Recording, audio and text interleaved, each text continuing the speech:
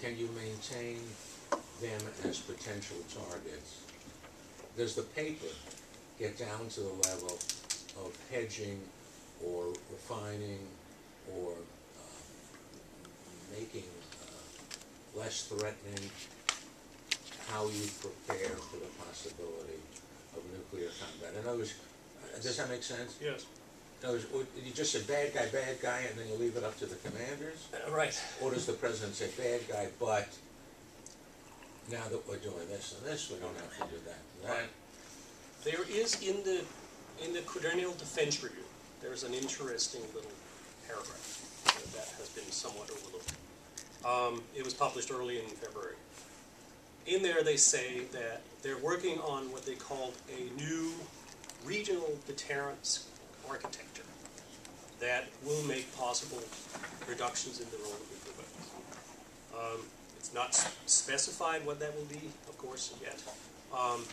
But it's an interesting description because it suggests that it is in the region that we might see some of the big changes in the regional mission against these type of adversaries I'm talking about.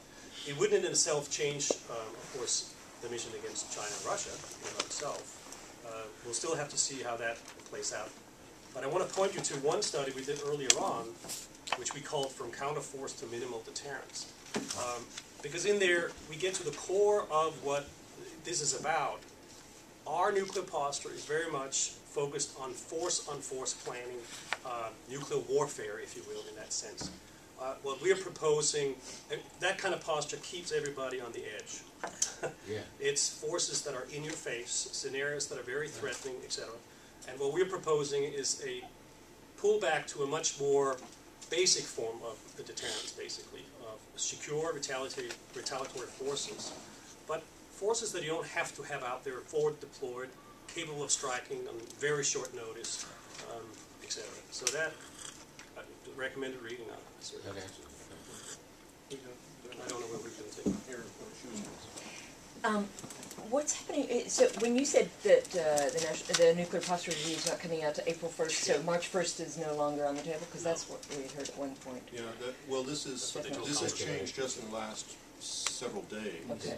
These rumors have come out. It was going to be mid-March, and it was supposed to be a week ago. It was supposed to be 1st of March. In fact, at CSIS, we were going to, Clark Murdoch has organized a series of debates, and Clark and I were going to discuss the NPR, and that was scheduled for March 2nd. We decided that it's now going to take place sometime in April. Right. But if you want to, you should, keep posted on that, and as part of the White House was saying the other day, mid-March, they suspected. Is that sort of what you're hearing as well? No, well, it's gone back, in the past 24 hours, it's gone back about a week, so.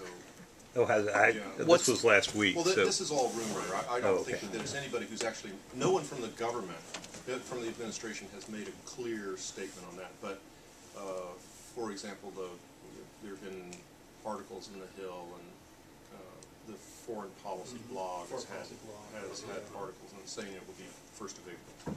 Both to be true, kind of, because it takes 2 weeks to print. So That might be. Well, yeah. What's the holdup? I'm sorry. Why the delay? I don't think anybody knows. I'm hoping. To me, the delay might actually be hopeful, because if I can just for 2 minutes speak off the record, I know most of the people who are over there writing we know these people. They're all very, very smart. They're very, they know their stuff, but they're cautious.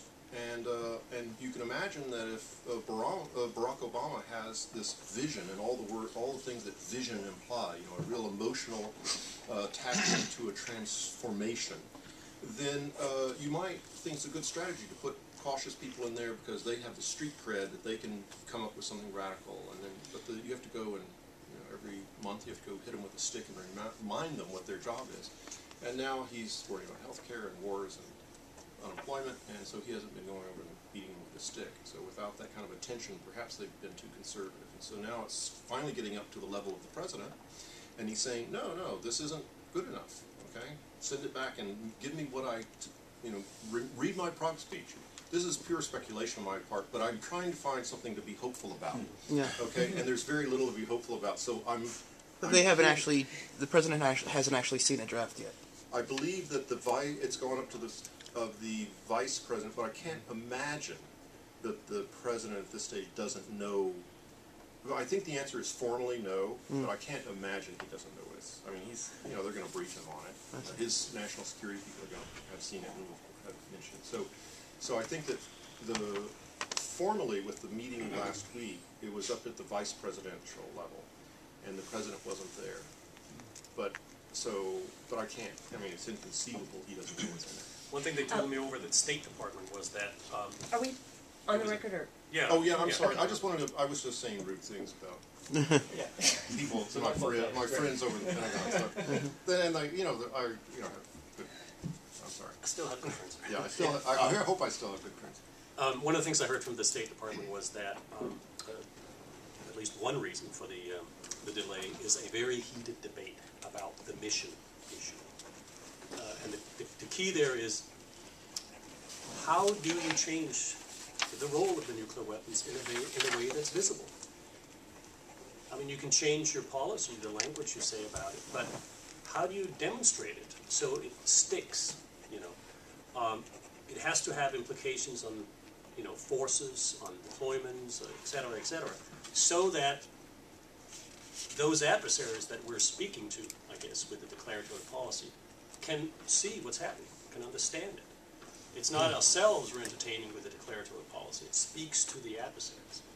And so that's an important challenge, apparently, for them right now. And there are people on both sides of the fence, obviously, really. It's a very nice. One of the examples are if you simply say, make a declaratory policy that we're going to be less. We're going to have set a higher threshold for the use of nuclear weapons. Before it was here and now it's going to be there. But if nobody sees that, but then those that are invested in the nuclear enterprise, they're not going to resist that either, because it doesn't make any difference to their lives.